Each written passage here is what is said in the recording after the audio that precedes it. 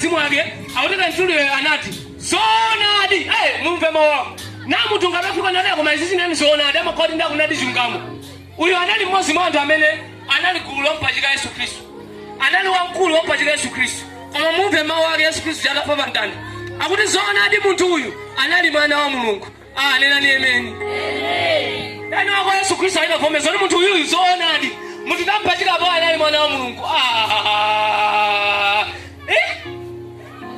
munthu uyu tampachika kuti zonadi anali mwana wa Mulungu umbono wayamba atawopesa kwa Petro umbono wachiwiri kupesa kwa munthu amene anampachika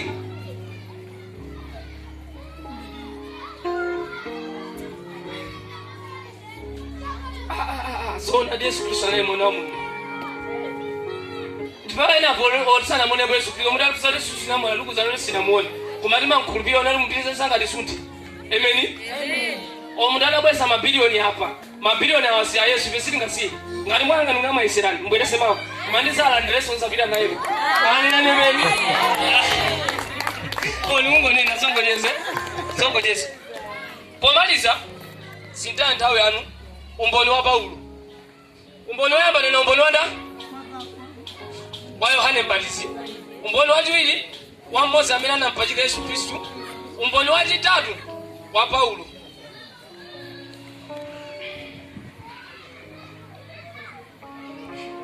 Paulo anali munthu amene anali asana kumanda po Yesu Kristo maso ni maso yonse pamene anakumana yeye Yesu Kristo ni machitidwe a chapter 9 eti pamene Yesu Kristo anamuonekera kwa iye pamene anatembenuka mtima pamene anapita ku Damasiko kapanthu tikhulupirire nditonto kapena ndasokoneza nditonto Paulo ameneyu anakhala mtumwi amene amalalikira malo ambiri ndipo ndi amene analalikira uthenga wabwino kwambiri ndi amene salemba mabuku ambiri buku la Chipangano chatsopano ndi Paulo ameneyu aliso ndi umboni okhudzana ndi Yesu Kristo ameneyu koma osanamuonepo ngati ine pano oti anakumana naye m'masomphenya tikawerenga pa Filipi chapter 2 kuyambira verse 5 mpaka 11 ndiwerenga pang'ono akuti pa ubale wanu ndi wina ndi nzake mukhale ndi mtima ofanana ndi wa Khristu Yesu ndiyambeka kumenya pamene papa chonde paine papa ndikamenya ndifuna ndingomenya pamene papa akuti ubale wanu wa wina ndi nzake tikhale ngati mmene ali Yesu Kristo anatani ololela ozichepesa amen tiyeni zikhala ndi ozichepesa amen zimavuta manyumba Mulungu kuzichepesa kumasowa sakunena amen zimene zinayambisa abambo ndi amene ambane ndikukaneka kuzichepesa kukani mwana amayi akonje akwankhola mwamba babamba ukanusika mukamba ukena kono abusa titandizeni banja atuli kuvuta ziyambika nyumba mwanu mwakukhoza aonena imene azimayi sakunena imene azibambo nanena imene alubalanu kauzichepesa ngati Yesu Kristo wina ndi zake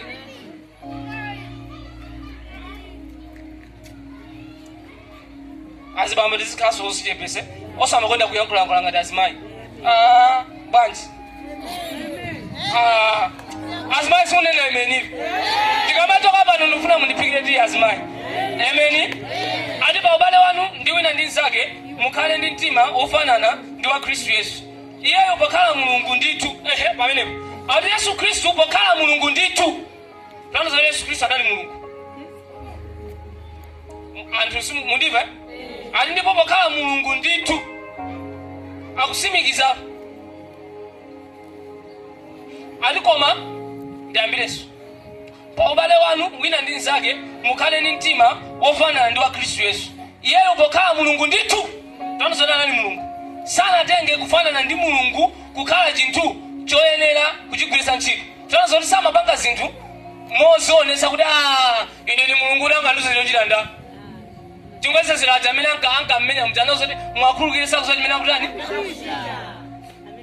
anthu kukhuluka kumavuta ndi bayeso pamenepo kukhuluka anthu kumavuta chimene chimayambisa matenda akuluakulu ndi kusakhuluka kusunga mkwiyo kumayambisa kansa kusunga mkwiyo kumayambisa BP kusunga mkwiyo kumayambisa hypertension kusunga mkwiyo kumayambisa matenda akuluakulu kuteko wakhala munthu okonda kukhulukira anzako umakhala moyo wautali nimauza anthu kuti njira yabwino yomukhulukira munthu ndikumpempherera ine munthu ndipangira choipa ndikakugwadira pansi ndiyesero ndavala studio kongola timadeni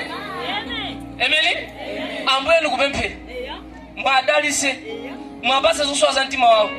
Ambuye mwapasa chili chonse chimene angakhumbe. Ukangotero makhala kukhululuka. Koma kusunga mkwiyo. Umpeza munthu wa zaka 16 akuoneka ngati munthu wa zaka 47. Ukayamba banji maya wayambana ndi maya yake nthawi zonse mango mpasa simambiri Agnes anyamata usakalamba musakalambe changu emeni kani mtima ozokhululuka mwachangu kani mtima odziwa ku ozichepesa ndizidamiriye ndipaka anthu muzimunama ndikonda simunene emeni ayina lusimangona ndikuonani nkhope ayi ndikuonani emeni okay tipitirize azimene zonezo ngubisabe akuti koma anazichepesa kotheratu nakhala ndi khalidwe ngati la kapolo. Yesu Khristu anazilenga ngati kapolo ndi kukhala munthu ngati anthu ena onse. Ngakhale anali mulungu anauti abasi ndikukhala ngati anthu amene anthu onse amakhalira. Ndipo pakhala munthu choncho anazichepesa yekha ndipo anavala mpaka imfa. Anamvera mpaka imfa yake. Imfa yake yapamtanda. Yesu Khristu sanafe mopheka iye. Apa ndifotokoza zingapo mafulani ngoverengiratu. Choncho mulungu anamukweza iye kukhala pamwamba kwambiri. Bese na mala naimwika pamwamba pa mayina onse. Tanto zoti zina antenda zemene ali kwade pasina Yesu Khristu. Akono lemene ndote. Ndikulengeza mzina Yesu Khristu ngati muli ntende kukwada sopano mzina Yesu Khristu. Ndikulengeza mzina Yesu Khristu ngati muli maluza kukwada mzina Yesu Khristu. Ndikulengeza mzina Yesu Khristu. Banja alungu bila masokolo. Kusaenda kwa banja kukwada mzina Yesu Khristu. Akuna uli. Ndipo wakaya muntu choncho anazichepesa yekha ndipo anavala mpaka imfa yake. Imfa yapamtanda. Choncho mulungu anamukweza iye kukhala pamwamba kwambiri. Ndipo anampasa zina loposa zina lililonse. Zina la kansa likugwada. Zina la hypertension likugwada. Zina la BP likugwada lero. Mudzina la Yesu Khristu. Auti zina loposa mayina onse. Kuti pakumva zina la Yesu bondo lililonse ligwade. Ndikuze palibe chiwanda chimene chingayime tikachula zina la Yesu Khristu. Ndikulengeza mzina Yesu Khristu. Mabanja anu onse ngati anazazidwa ndi ziwanda zina zonse zosowa ntchito zosowa banja zosapita pasogolo ndikuzichotsa mzina Yesu Khristu. Ndikuzituza mzina Yesu Khristu. Ndikuzisamuza mzina Yesu Khristu. Akuti bondo lilonse likwenda kuvomereza. Bondo lilonse likwenda kugwada. Choncho mphawi kugwada mzina Yesu Khristu. Akunene imene ndiwachepa. Ngati mufuna kusauka ngati mufuna mkhaibo kusauka musanene imene. Emeni. Akuti pakumva zina la Yesu ati pakumvatu. Pakumva. Lano zotika chiwanda kosowa ntchito kali apa. Ukangatula mzina Yesu Khristu kanyumba amene kama thawa. Chifukwa kakangomva zina Yesu Khristu. Ati pakumva zina Yesu Khristu. Pakumva zina Yesu Khristu. Bondo lilonse likwenda kugwada. Akuti bondo lililonse limugwadire. Kumwamba ndi paziko lapansi ndi pansi paziko. Tanzo ndi palibe chiwanda lilonse limene lingayime. Mpaka ziwanda zikaumanda Yesu Khristu mene anali moyo zimamuza kuti kodi mabwera zathu tisana kwani.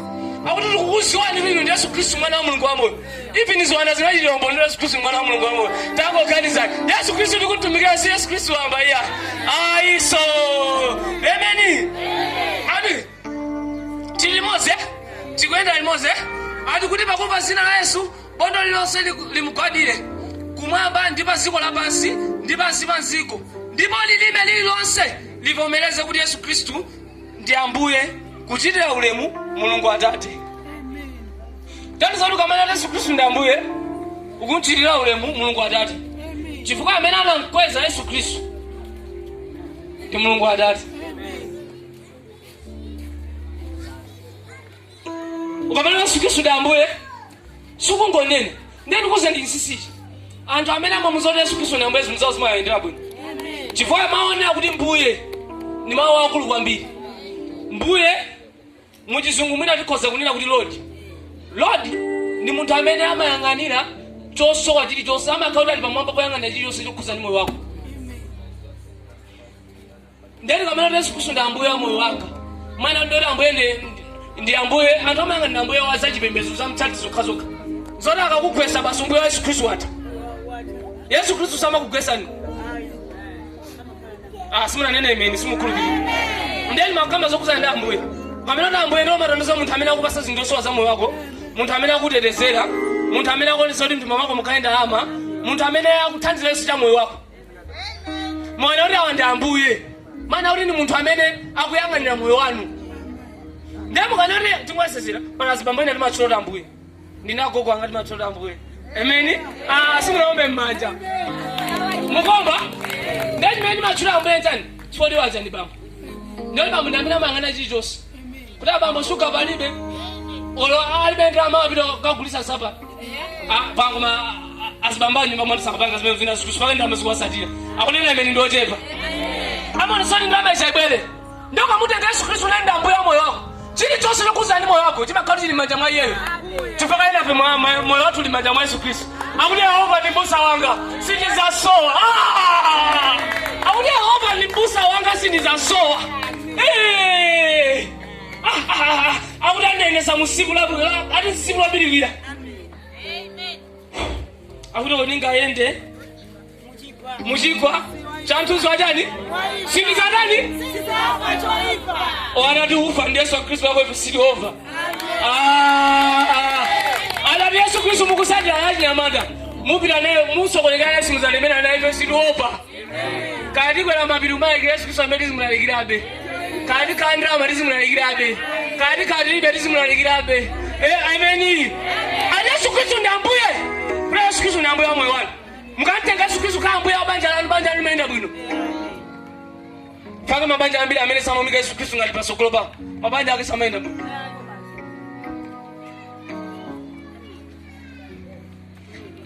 Aba mbori sama bila kuchalichi. Mango sungulia muzi. Mukazi ambaye angabwese zabu nevi ni kwani. Nena nemeni kanduku nena nani. Kuma msanene kuli nani nani. Msanene nani nani. Ameni?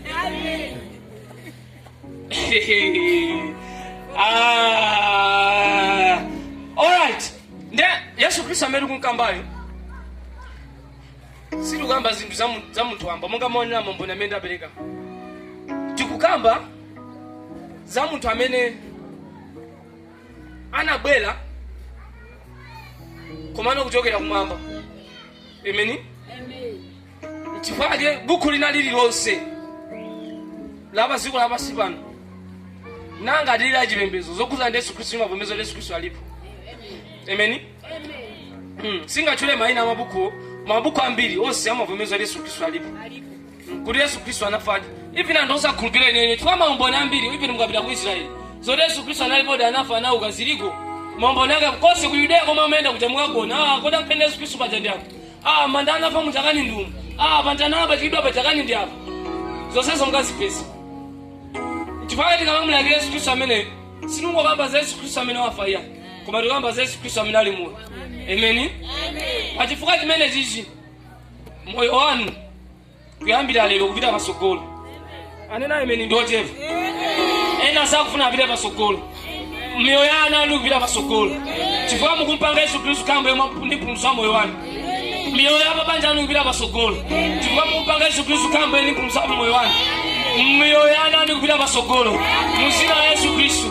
Ananunda nzeru. Palibe mbuli bananu.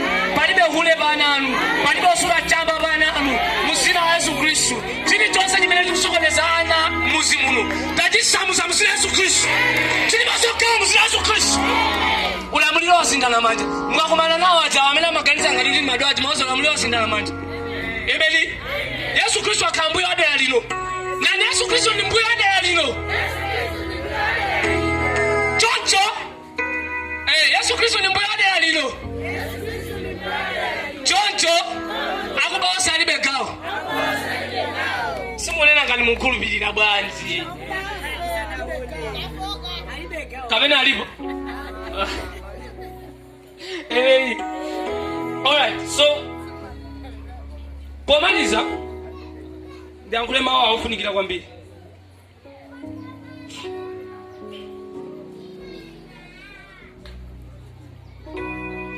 Yohana chapter 3 verse 16. Yohana chapter 3 verse 16.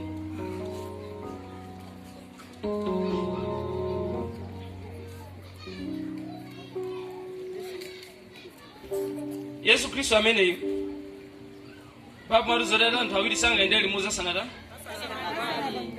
Chanzo Yesu Kristo amene mafuniko dichito pangana naye kale Ivi ni bantu ena nkano kusadipe mpiro mwe amelota Mesa mulungu mavuto anga kwazo akale Ndeni zira kupempera ngani ni mavuto Amen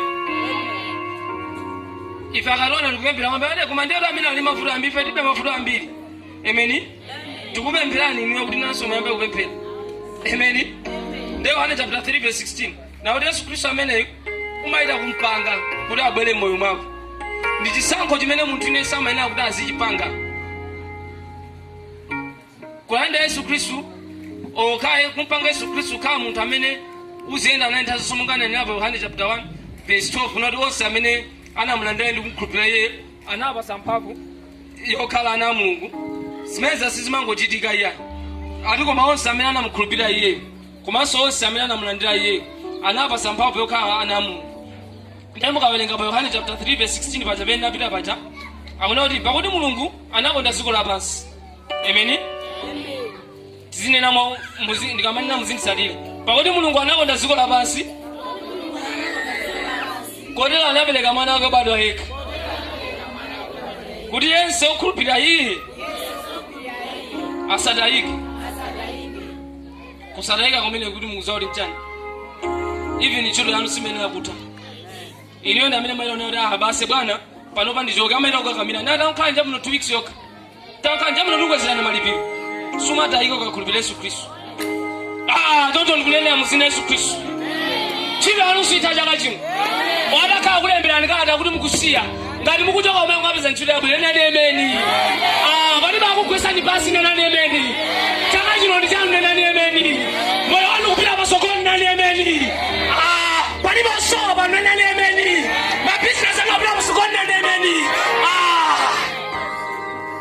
chimene machisowachi cha muzina Yesu Kristo chikubwera chimene machisowachi cha muzina Yesu Kristo chikubwera mphamvu ya Mulungu ili pano mphamvu ya Mulungu ili pano matenda onse tikuwasamusa muzina Yesu Kristo tikuwasamusa muzina Yesu Kristo out live tikuwasamusa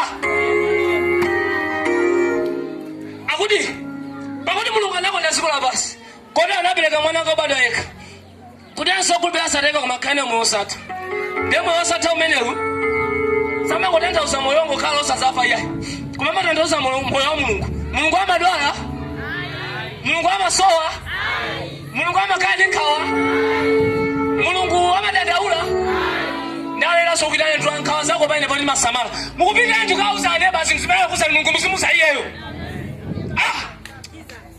why are you going to the next? Let me put it in English.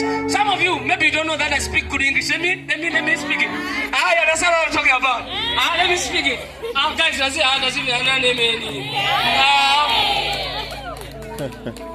the things that you are supposed to tell God, you are telling your neighbor why.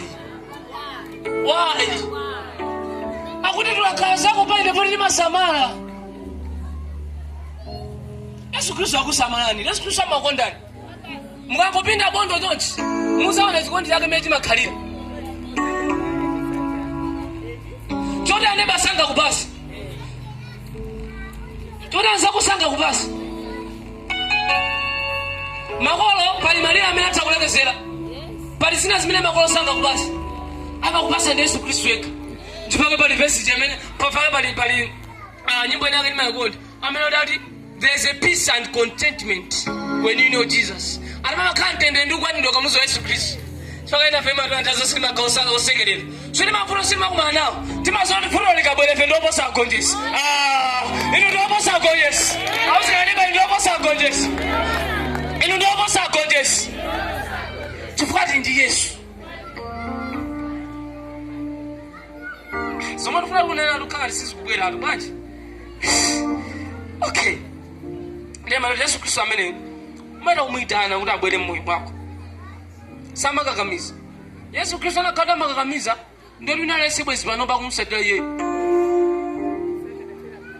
koma ndi chisankho chimene you will have to uchipange paweka personal decision wena kuti apapa ine Yesu Kristo ameneyo ndifuna ndiende naye kuyambira lero mpaka nakusogolo konse kwa moyo wanga is a decision ndi chisankho chimene munthu amachipanga ukapanga chisankho chimene chomasona kuti come rain come sunshine I'll stand with this God.